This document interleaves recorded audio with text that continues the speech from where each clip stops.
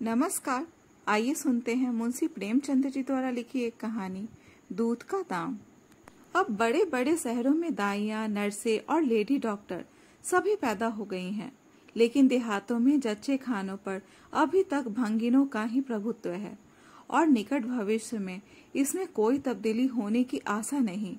बाबू महेश नाथ अपने गांव के जमींदार थे, शिक्षित थे और जच्चे खानों में सुधार की आवश्यकता को मानते थे, लेकिन इसमें जो बाधाएं थीं उन पर कैसे विजय पाते। कोई नर्स देहात में जाने पर राजी न हुई और बहुत कहने सुनने से राजी भी हुई तो इतनी लंबी चौड़ी फीस मांगी कि बाबू साहब को सिर झुकाकर चले आने के सिवा और कुछ न सूझा। लेडी डॉक्टर के पास जाने की उन्हें हिम्मत न पड़ी। उनकी फीस पूरी करने के लिए तो शायद बाबू साहब को अपनी आधी जायदाद बेचनी पड़ती।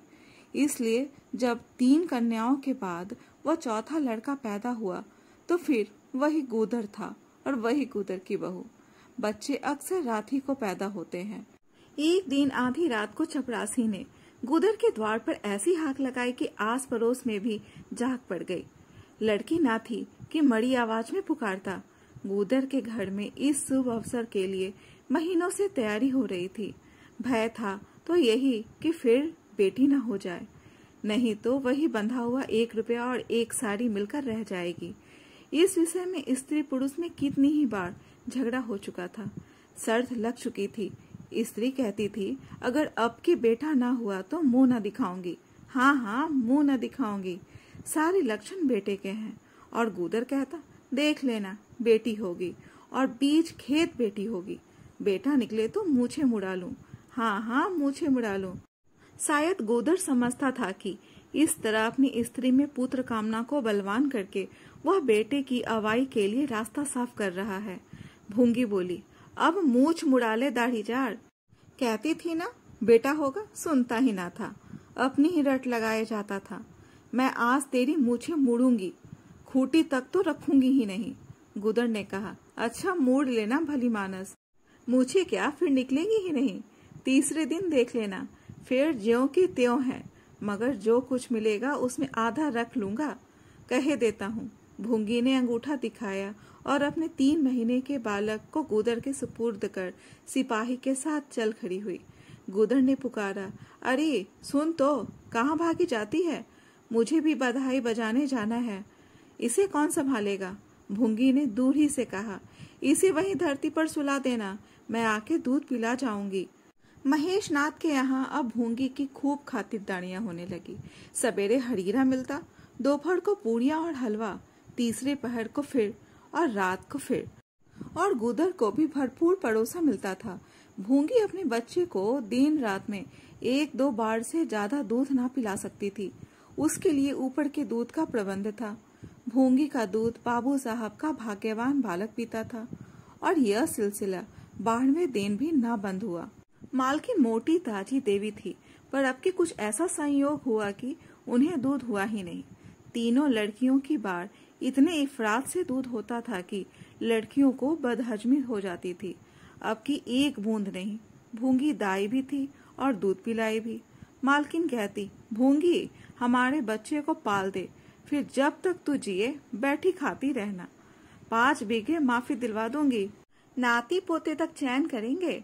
और भूंगी का लाडला ऊपर का दूध हजम ना कर सकने के कारण बार बार उल्टी करता और दिन ब दिन दुबला होता जाता था। भूंगी कहती, बहू जी मुंडन में चूड़ी लूंगी, कह देती हूँ। बहू जी उत्तर देती हैं, हाँ चूड़े ले लेना, धमकाती क्यों है? चांदी के लेगी या सोने के? वाह बहू जी, चांदी के चूड़े पहन के किसे दिखाऊंगी और किसकी हंसी होगी? अच्छा सोने के ले लेना भाई, कह तो दिया। और ब्याह में कंठा लूंगी और चौधरी के लिए हाथों के तोड़े, वो भी ले लेना, भगवान वो दिन तो दिखावे। घर में मालकिन के बाद भूंगी का राज्य था। महड़िया, महाराजिन, नौकर चाकर सब उसका रोब मानते थे। यहाँ तक कि खुद बहू जी भी उससे दब जाती थी। एक बार तो उसने महेश नाथ को भी डांटा था, हंसकर टाल गए। बात चली थी भंगियों की। महेश नाथ ने कहा था, दुनिया में चाहे जो कुछ हो जाए, भंगी भंगी ही रहेंगे, इन्हें आदमी बनाना कठिन है। इस पर भूंगी ने कहा था, मालिक भंगी तो बड़ों बड़ों को आदमी बनाते हैं, उन्हें कोई क्या आदमी बनाए। यह गुस्ताखी करके किसी दूसरे अवसर पर भला भूंगी के सिर के बाल बच सकते थे, लेकिन आज बाबू साहब ठठाकर हंसे और बोले, भूंगी बात बड़े पते की कहती है। भूंगी का शासनकाल साल भर से आगे न चल सका। देवताओं ने बालक के भंगीन का दूध पीने पर आपत्ति की। मोटे राम शास्त्री तो प्रायश्चित का प्रस्ताव कर बैठे। दूध तो छुड़ा दिया गया, लेकिन प्रायश्चित की बात हंसी में उड़ गई। महेश नाथ ने फटकार कर कहा, प्रायश्चित की खूब कही शास्त्री जी, कल तक उसी भंगिन का खून पीकर पला, अब उसमें छूत घुस गई। वाह रे आपका धर्म। शास्त्री जी शिखा फटकार कर बोले, यह सत्य है, वह कल तक भंगिन का रक्त पीकर पला, मांस खाकर पला। यह भी सत्य है, लेकिन कल की बात कल थी, आज की बात आज। जगन्नाथपुरी में छूत अछूत सब एक पंगत में खाते हैं, पर यहाँ तो नहीं खा सकते। बीमारी में तो हम भी कपड़े पहने खा लेते हैं, खिचड़ी तक खा लेते हैं बाबूजी, लेकिन अच्छे हो जाने पर तो नेम का पालन करना ही पड़ता है। आपत धर्म की बात न्यारी है, तो इसका यह अर्थ है कि धर्म बदलता रहता है, कभी कुछ कभी कुछ। और क्या, राजा का धर्म अलग, प्रजा का धर्म अलग, अमीर का धर्म अलग, गरीब का धर्म अलग। राजे महाराजे जो चाहे खाएं, जिसके साथ चाहे खाएं, जिसके साथ चाहे शादी ब्याह करें, उनके लिए कोई बंधन नहीं। समर्थ पुरुष है, बंधन तो मध्य वालों के लिए है। प्रायश्चित तो न हुआ, लेकिन भूंगी को गद्दी से उतरना पड़ा। हाँ, दान दक्षिणा इतनी मिली कि वह अकेले ले ना जा सकी, और सोने के चूड़े भी मिले। एक की जगह 2 नई सुंदर साड़ियाँ, मामूली नैन सुख की नहीं, जैसी लड़कियों की बाढ़ मिली थी। इसी साल प्लेग ने जोड़ बांध और गुदर पहले ही चपेट में आ गया। भूंगी अकेली रह गई, पर गृहस्थी ज्यों की त्यों चलती रही। लोग ताक लगाए बैठे थे कि भूंगी अब गई। फला भंगी से बातचीत हुई। फला चौधरी आए, लेकिन भूंगी ना कहीं आई ना कहीं गई। यहाँ तक कि 5 साल बीत गए और उसका बालक मंगल दुर्बल और सदा रोगी रहने पर भी दौड़ने लगा। सुरेश के सामने पिद्दी सा लगता था।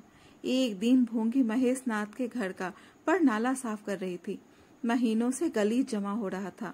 आंगन में पानी भरा रहने लगा था, पर नाले में एक लंबा मोटा बांस डालकर जोर से हिला रही थी। पूरा दाहिना हाथ पर नाले के अंदर था कि एकाएक उसने चिल्लाकर हाथ बाहर निकाल लिया, और उसी वक्त एक काला सांप पर नाले से निकलकर भागा। लोगों ने दौड़कर उसे मार तो डाला, लेकिन भूंगी को ना बचा सके। समझे, पानी का सांप है, विषैला ना होगा, इसलिए पहले कुछ गफलत की गई। जब विष देह में फैल गया और लहरें आने लगी, तब पता चला कि वह पानी का सांप नहीं, गेहूं था। मंगल अब अनाथ था। दिन भर महेश बाबू के द्वार पर मंडराया करता। घर में जूठन इतना बसता था कि ऐसे ऐसे 10-5 बालक पल सकते थे। खाने की कोई कमी न थी। हाँ, उसे तब बुरा जरूर लगता था जब उसे मिट्टी के कटोरे में ऊपर से खाना दिया जाता था। सब लोग अच्छे अच्छे बर्तनों में खाते हैं, उसके लिए मिट्टी के कटोरे। यूं उसे इस भेदभाव का बिल्कुल ज्ञान न होता था, लेकिन गांव के लड़के चिढ़ा चिढ़ा कर उसका अपमान करते रहते थे। कोई उसे अपने साथ खिलाता भी न था। यहाँ तक कि जिस टाट पर वह सोता था वह भी अछूत था। मकान के सामने एक नीम का पेड़ था, इसी के नीचे मंगल का डेरा था। एक फटा सा टाट का टुकड़ा, 2 मिट्टी के कटोरे और एक धोती, जो सुरेश बाबू की उतरन थी। जाड़ा, गर्मी, बरसात, हर एक मौसम में वह जगह एक सी आरामदेह थी। और भाग्य का बलि मंगल झुलसती हुई लू, गलते हुए जाड़े और मूसलाधार वर्षा में भी जिंदा और पहले से कहीं स्वस्थ था। बस उसका कोई अपना था तो गांव का एक कुत्ता, जो अपने सहवर्गीयों के जुल्म से दुखी होकर मंगल की शरण आ पड़ा था। दोनों एक ही खाना खाते, एक ही टाट पर सोते। तबीयत भी दोनों की एक सी थी और दोनों एक दूसरे के स्वभाव को जान गए थे। कभी आपस में झगड़ा न होता। गांव के धर्मात्मा लोग बाबू साहब की इस उदारता पर आश्चर्य करते। ठीक द्वार के सामने 50 हाथ भी ना होगा। मंगल का पड़ा रहना उन्हें 16 आने धर्म विरुद्ध जान पड़ा। छी, यही हाल रहा तो थोड़े ही दिनों में धर्म का अंत ही समझो। भंगी को भी भगवान ने ही रचा है, यह हम भी जानते हैं। उसके साथ हमें किसी तरह का अन्याय ना करना चाहिए। यह किसे नहीं मालूम। भगवान का तो नाम ही पतित पावन है, लेकिन समाज की मर्यादा भी कोई वस्तु है। उस द्वार पर जाते हुए संकोच होता है। गांव के मालिक हैं, जाना तो पड़ता ही है, लेकिन बस यही समझ लो कि घृणा होती है। मंगल और टॉमी में गहरी बनती थी। मंगल कहता, देखो भाई टॉमी, जरा और खिसक कर सो। आखिर मैं कहाँ लेटूं? सारा टाट तो तुमने घेर लिया। टॉमी कू कू करता दुम हिलाता और खिसक जाने के बदले और ऊपर चढ़ आता एवं मंगल का मुंह चाटने लगता। शाम को वह एक बार रोज अपना घर देखने और थोड़ी देर रोने जाता। पहले साल फूस का छप्पर गिर पड़ा, दूसरे साल एक दीवार गिरी और अब केवल आधी आधी दीवारें खड़ी थी, जिनका ऊपरी भाग नोकदार हो गया था। यही उसे स्नेह की संपत्ति मिली थी। वही स्मृति, वही आकर्षण, वही प्यार उसे एक बार उस उजड़ में खींच ले जाता था और टॉमी सदैव उसके साथ होता था। मंगल नोकदार दीवार पर बैठ जाता और जीवन के बीते और आने वाले स्वप्न देखने लगता, और टॉमी बार बार उछलकर उसकी गोद में बैठने की असफल चेष्टा करता। एक दिन कई लड़के खेल रहे थे। मंगल भी पहुंचकर दूर खड़ा हो गया। या तो सुरेश को उस पर दया आई या खेलने वालों की जोड़ी पूरी न पड़ती थी, कह नहीं सकते। जो कुछ भी हो, तजवीज की गई कि आज मंगल को भी खेल में शरीक कर लिया जाए। यहाँ कौन देखने आता है? क्यों रे मंगल, खेलेगा? मंगल बोला, ना भैया, कहीं मालिक देख ले तो मेरी चमड़ी उधेड़ दी जाए। तुम्हें क्या, तुम तो अलग हो जाओगे। सुरेश ने कहा, तो यहाँ कौन आता है देखने बे? चल, हम लोग सवार सवार खेलेंगे, तू घोड़ा बनेगा, हम लोग तेरे ऊपर सवारी करके दौड़ाएंगे। मंगल ने शंका की, मैं बराबर घोड़ा ही रहूंगा कि सवारी भी करूंगा? यह तो बता दो। यह प्रश्न टेढ़ा था, किसी ने इस पर विचार न किया था। सुरेश ने एक क्षण विचार करके कहा, तुझे कौन अपनी पीठ पर बैठाएगा? सोच, आखिर तू भंगी है कि नहीं? मंगल भी कड़ा हो गया, बोला, मैं कब कहता हूँ कि मैं भंगी नहीं हूँ? लेकिन तुम्हें मेरी ही माँ ने अपना दूध पिलाकर पाला है। जब तक मुझे भी सवारी करने को ना मिलेगी, मैं घोड़ा ना बनूंगा। तुम लोग बड़े चक्घड़ हो, आप तो मजे से सवारी करोगे और मैं घोड़ा ही बना रहूं। सुरेश ने डांट कर कहा, तुझे घोड़ा बनना पड़ेगा, और मंगल को पकड़ने दौड़ा। मंगल भागा, सुरेश ने दौड़ाया। मंगल ने कदम और तेज किया, सुरेश ने भी जोर लगाया, मगर वो बहुत खा खा कर थुलथुल हो गया था और दौड़ने में उसकी सांस फूलने लगती थी। आखिर उसने रुककर कहा, आकर घोड़ा बनो मंगल, नहीं तो कभी पा जाऊंगा तो बुरी तरह पीटूंगा। तुम्हें भी घोड़ा बनना पड़ेगा? अच्छा, हम भी बन जाएंगे। तुम पीछे से निकल जाओगे, पहले तुम घोड़ा बन जाओ, मैं सवारी कर लूं, फिर मैं बनूंगा। सुरेश ने सचमुच चकमा देना चाहा था। मंगल का यह मुतालबा सुनकर साथियों से बोला, देखते हो इसकी बदमाशी, भंगी है ना? तीनों ने मंगल को घेर लिया और उसे जबरदस्ती घोड़ा बना दिया। सुरेश ने चटपट उसकी पीठ पर आसन जमा लिया और टिक टिक करके बोला, चल घोड़े चल। मंगल कुछ देर तक तो चला, लेकिन उस बोझ से उसकी कमर टूटी जाती थी। उसने धीरे से पीठ सिकोड़ी और सुरेश की रान के नीचे से सरक गया। सुरेश महोदय लत से गिर पड़े और भोपू बजाने लगे। माँ ने सुना, सुरेश कहीं रो रहा है। सुरेश कहीं रोए तो उनके तेज कानों में जरूर भनक पड़ जाती थी, और उसका रोना भी बिल्कुल निराला होता था, जैसे छोटी लाइन के इंजन की आवाज। महरी से बोली, देख तो, सुरेश कहीं रो रहा है, पूछ तो किसने मारा है। इतने में सुरेश खुद आंखें मलता हुआ आया। उसे जब रोने का अवसर मिलता था तो माँ के पास फरियाद लेकर जरूर आता था। माँ मिठाई या मेवे देकर आंसू पोंछ देती थी। आप थे तो 8 साल के, मगर थे बिल्कुल गावदी। हद से ज्यादा प्यार ने उसकी बुद्धि के साथ वही किया था जो हद से ज्यादा भोजन ने उसकी देह के साथ। माँ ने पूछा, क्यों रोता है सुरेश? किसने मारा? सुरेश ने रोकर कहा, मंगल ने छू दिया। माँ को विश्वास न आया। मंगल इतना निरीह था कि उससे किसी तरह की शरारत की शंका न होती थी, लेकिन जब सुरेश कस्में खाने लगा तो विश्वास करना लाजिम हो गया। मंगल को बुलाकर डांटा, क्यों रे मंगल, अब तुझे बदमाशी सूझने लगी? मैंने तुझसे कहा था सुरेश को कभी मत छूना, याद है कि नहीं? बोल। मंगल ने दबी आवाज से कहा, याद क्यों नहीं है? तो फिर तूने उसे क्यों छुआ? मैंने नहीं छुआ। तूने नहीं छुआ तो वो रोता क्यों था? गिर पड़े, इससे रोने लगे। चोरी और सीना जोड़ी? देवी जी दांत पीस कर रह गई। मारती तो उसी दम स्नान करना पड़ता, छड़ी तो हाथ में लेनी ही पड़ती, और छूत का विद्युत प्रवाह इस छड़ी के रास्ते उनकी देह में पैवस्त हो जाता। इसलिए जहां तक गालियां दे सकी दी, और हुक्म दिया कि अभी के अभी यहाँ से निकल जा, फिर जो इस द्वार पर तेरी सूरत नजर आए तो खून ही पी जाऊंगी। मुफ्त की रोटियां खा खा कर शरारत सूझती है। मंगल में गैरत तो क्या थी, हाँ डर था। चुपके से अपने सकोरे उठाए, टाट का टुकड़ा बगल में दबाया, धोती कंधों पर रखी और रोता हुआ वहां से चल पड़ा। अब वो यहाँ कभी न आएगा। यही तो होगा कि भूखों मर जाएगा। क्या हरज है, इस तरह जीने से फायदा ही क्या? गांव में उसके लिए और कहाँ ठिकाना था? भंगी को कौन पनाह देता?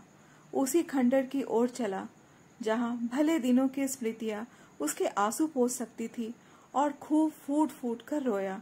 उसी क्षण टॉमी भी उसे ढूंढता हुआ पहुंचा, और दोनों फिर अपनी व्यथा भूल गए। लेकिन ज्यों ज्यों दिन का प्रकाश क्षीण होता जाता था, मंगल की ग्लानि भी क्षीण होती जाती थी। बचपन को बेचैन करने वाली भूख देह का रक्त पी पी कर और भी बलवान होती जाती थी। आंखें बार बार कसोड़ों की ओर उठ जाती। वहां अब तक सुरेश की जूठी मिठाइयां मिल गई होती, यहाँ क्या धूल फाके। उसने टॉमी से सलाह की कि क्या खाओगे टॉमी? मैं तो भूखा लेट रहूंगा। टॉमी ने कूं कूं करके शायद कहा। इस तरह का अपमान तो जिंदगी भर सहना है। यो हिम्मत हारोगे तो कैसे काम चलेगा? मुझे देखो ना, कभी किसी ने डंडा मारा, चिल्ला उठा, फिर जरा देर बाद दुम हिलाता हुआ उसके पास जा पहुंचा। हम तुम दोनों इसीलिए बने हैं भाई, मंगल ने कहा। तो तुम जाओ, जो कुछ मिले खा लो, मेरी परवाह ना करो, टॉमी ने अपनी श्वान भाषा में कहा।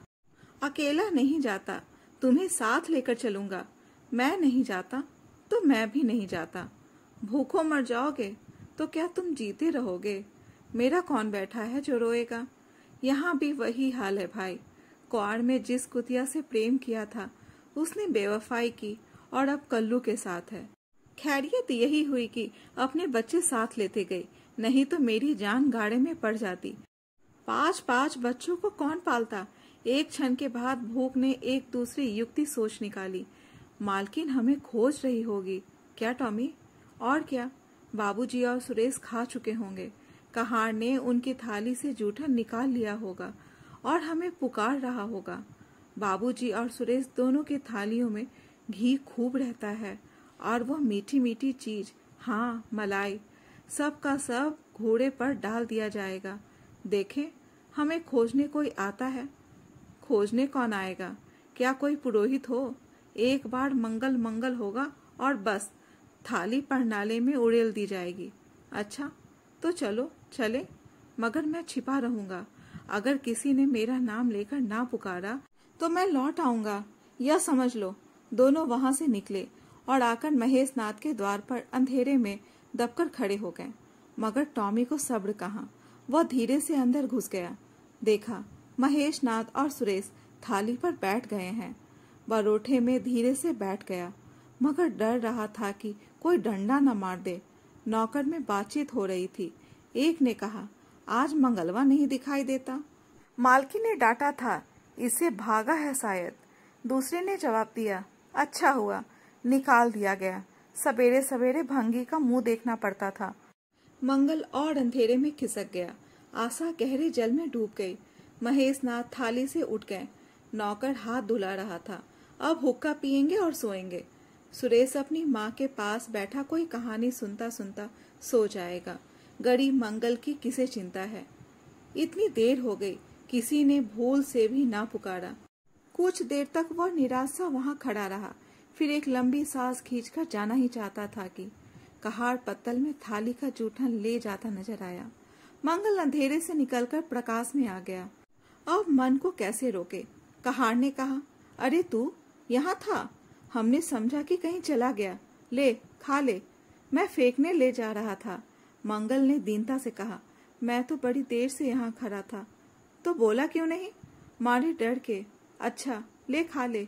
उसने पत्तल को ऊपर उठाकर मंगल के फैले हुए हाथों में डाल दिया। मंगल ने उसकी ओर ऐसी आंखों से देखा जिसमें दीन कृतज्ञता भरी हुई थी। टॉमी भी अंदर से निकल आया था। दोनों वहीं नीम के नीचे पत्तल में खाने लगे। मंगल ने एक हाथ से टॉमी का सिर सहलाकर कहा, देखा, पेट की आग ऐसी होती है। यह लात की मारी हुई रोटियां भी ना मिलती तो क्या करते। टॉमी ने दुम हिला दी। सुरेश को अम्मा ने पाला था। टॉमी ने फिर दुम हिलाई।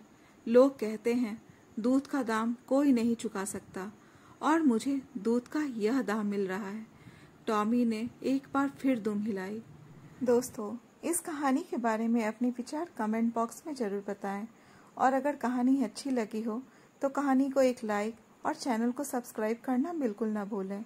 कहानी सुनने के लिए बहुत बहुत धन्यवाद।